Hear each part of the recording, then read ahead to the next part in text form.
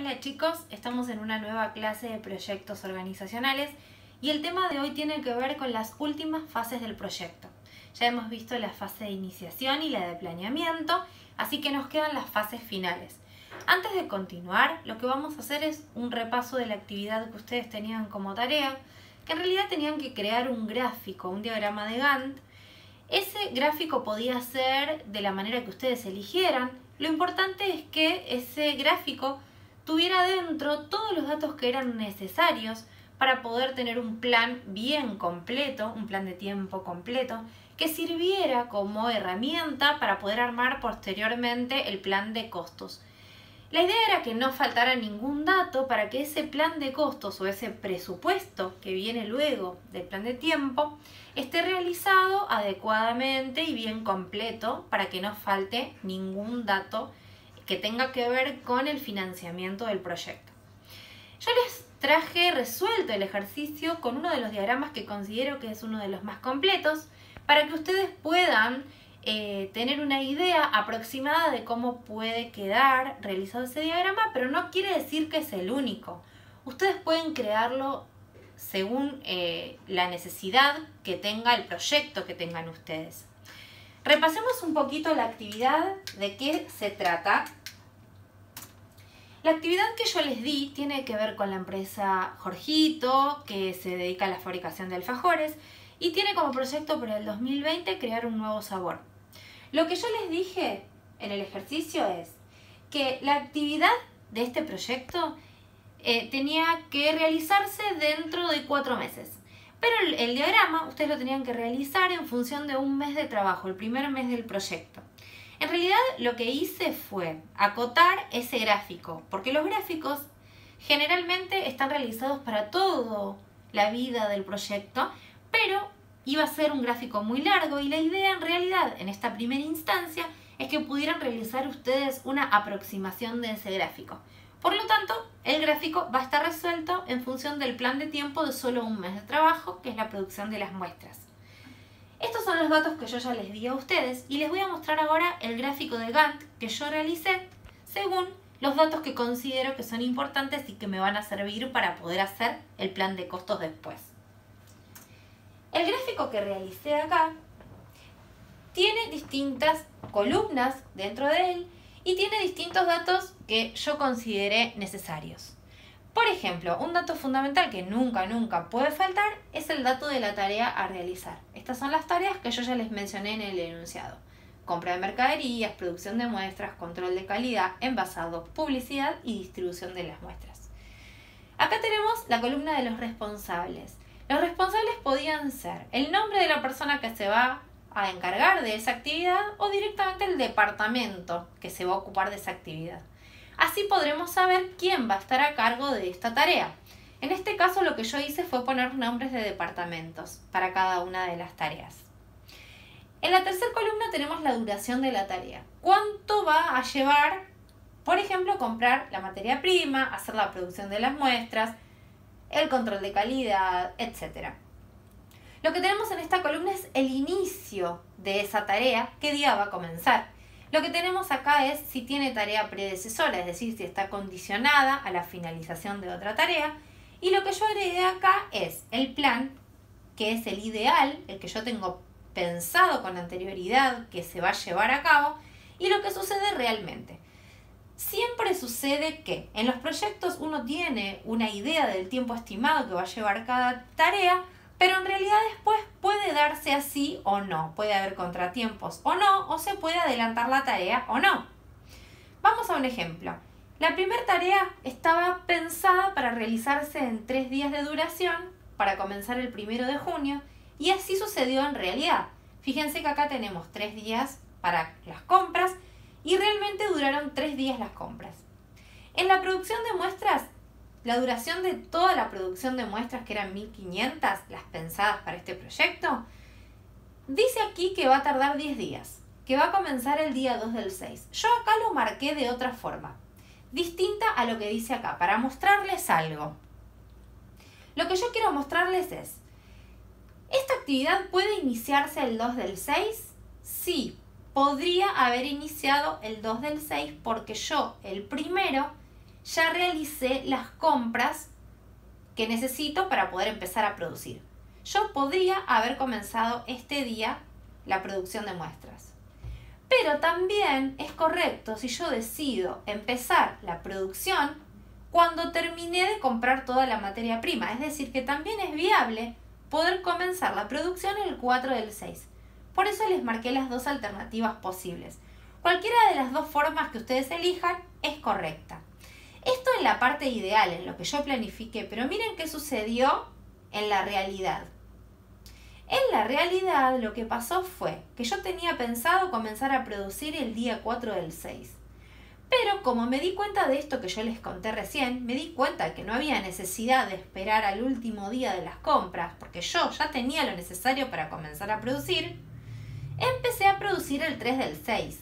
Ya tenía todo, así que pude hacerlo. Eso quiere decir que finalmente terminé antes la producción. Tenía estimado 10 días, comencé antes y además terminé un día antes porque solamente me llevó 9 días la producción. Esto es lo que pasó en realidad. Fíjense en esta tarea. El control de calidad dura un día para cada producción. Lo que se produce en el día, en ese mismo día, se puede controlar. Yo tenía pensado de que arrancara el 3 del 6, ¿no? Porque la producción arrancaba el 2 del 6, el 3 del 6 podía empezar a controlar. Eso es correcto.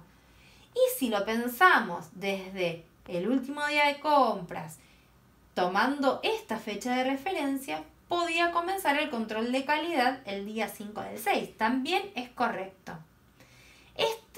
Lo que ven acá en naranjita es el ideal, lo que yo había pensado idealmente. Y el verde es lo que pasó en realidad. En realidad, ¿qué pasó? Como yo me di cuenta de esto, empecé a producir antes, empecé el control de calidad antes y consecuentemente, ¿qué pasó acá? El envasado comenzó antes. Vamos al plan de publicidad. El plan de publicidad está pautado para todo el mes y así es como lo planifiqué. Hubo un retraso en la publicidad. Vaya a saber por qué. Sucedió que el encargado o el departamento de marketing no comenzó con la publicidad, no tuvo el diseño, no tuvo el spot, no tuvo algún elemento necesario. Se retrasó y la publicidad comenzó 4 días más tarde. Esto puede suceder en los proyectos reales. Y vamos a ver la distribución. La distribución puede comenzar cuando toda la producción ya está terminada, controlada y envasada, o puede empezar a distribuirse con las primeras muestras. Y eso es lo que tenía pensado en el ideal del plan. Luego de tener las primeras muestras envasadas que iban a terminar el 4 del 6, el 7 del 6 yo ya puedo empezar a distribuir y ese era mi plan. Pero fíjense, en realidad, como terminé antes las actividades anteriores, como me lo muestra en verde, empecé antes a distribuir. Ese es un formato de los tantos que hay acerca del diagrama de Gantt. A mi criterio es uno de los más completos y les digo por qué. Luego del diagrama de Gantt lo que hay que hacer es comenzar con el plan de costos. Por lo tanto, yo aquí voy a tener todo lo que necesito para poder crear un plan de costos adecuado. ¿Por qué? Tengo los recursos materiales que voy a necesitar, tengo los recursos humanos que voy a necesitar y tengo el tiempo estimado que me permite ver por cuánto tiempo tengo que contratar a este personal. Entonces voy a poder elaborar un plan de costos bien adecuado a mis necesidades del proyecto. Seguimos con la otra fase del proyecto. El plan de costos. Como les dije recién y como les planteé en el ejercicio, ustedes tenían que elegir el más adecuado a este proyecto. Y las ideas eran que ustedes pensaran si el más adecuado era el ascendente o el descendente. Las diferencias más importantes entre el método ascendente y descendente tienen que ver con que el método ascendente lo que hace es tomar en cuenta todos los gastos que voy a necesitar para el proyecto y una vez que tengo el importe, busco la fuente de financiación. En cambio, el plan de costos descendente lo que hace es parte de una base de dinero que las empresas suelen tener ahorradas o pensadas o separadas para poder realizar cualquier proyecto nuevo. Entonces, en función de ese valor, empiezan a ver en qué lo pueden utilizar. Es decir, tienen una suma y ahí, a partir de esa suma, empiezan a dividir en los gastos que estiman que van a tener en el proyecto. ¿Por qué las empresas hacen eso? Porque generalmente cuando eligen este método de costos, lo que la empresa quiere es no solicitar financiamiento en fuentes externas, no quiere solicitar créditos, no quiere pedir dinero para poder llevar a cabo su proyecto, sino que quiere hacerlo con el dinero que ya cuenta la empresa. Y este específicamente es el caso que se dio en función a lo que yo preguntaba de la actividad anterior de la producción de los alfajores. Bueno, aquí terminamos con la parte y la fase del planeamiento, por lo tanto vamos a ir a las últimas fases del proyecto que tienen que ver en primer lugar con la ejecución del proyecto. ¿Qué es la ejecución? Bueno, lo podemos ejecutar o lo podemos poner en marcha cuando tenemos el plan de inicio y el planeamiento con el triángulo de alcance, tiempo y costo ya elaborado. Cuando tengo todo pensado, ahí empiezo a ejecutarlo. No voy planificando o organizando a medida que se desarrolla el proyecto, sino que todo se planifica con anterioridad. Una vez que tengo el plan, el triángulo de tiempo, costo y alcance, recién ahí comienzo a ejecutarlo. Por eso la ejecución del proyecto es la puesta en marcha del proyecto ya planificado, es decir, el procesamiento de ese plan. En los tiempos pensados o no, eso lo vamos a ir viendo a medida que sucede el proyecto. Y cada tarea va a ser ejecutada por los responsables que fueron asignados en el diagrama anterior. La fase que sigue después de la ejecución es el seguimiento y el control. Una vez que se va ejecutando el plan, lo que se va haciendo es controlando que todo suceda como se había pensado. Por lo tanto, es la revisión de esa ejecución del plan.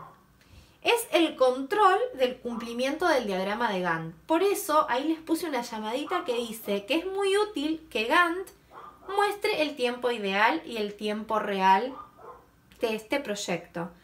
Porque eso nos permitirá ver si vamos a llegar o no a tiempo con lo que habíamos marcado en el plan de alcance respecto de la finalización del proyecto. Además, el seguimiento y el control estará a cargo de los responsables asignados específicamente en el proyecto. Les cuento que los responsables para el seguimiento y el control tienen que estar determinados en el momento del plan de alcance. El plan de alcance puede incluir los responsables o los directivos del proyecto o los podemos incorporar luego en el plan de tiempo. Es muy adecuado que el plan de alcance mencione quiénes van a ser los directivos de ese proyecto, porque así queda de antemano pautada la responsabilidad del proyecto sobre quienes recae. Una vez que ya ejecutamos el proyecto, lo controlamos, fuimos viendo cómo fue sucediendo y demás, llega el momento del cierre de ese proyecto. Y ese cierre se produce en el momento en que finaliza. Sucede cuando el proyecto termina en el momento pautado previamente. ¿Qué se hace en ese momento? Cuando se cierra el proyecto, se analizan y se interpretan los resultados que se obtuvieron.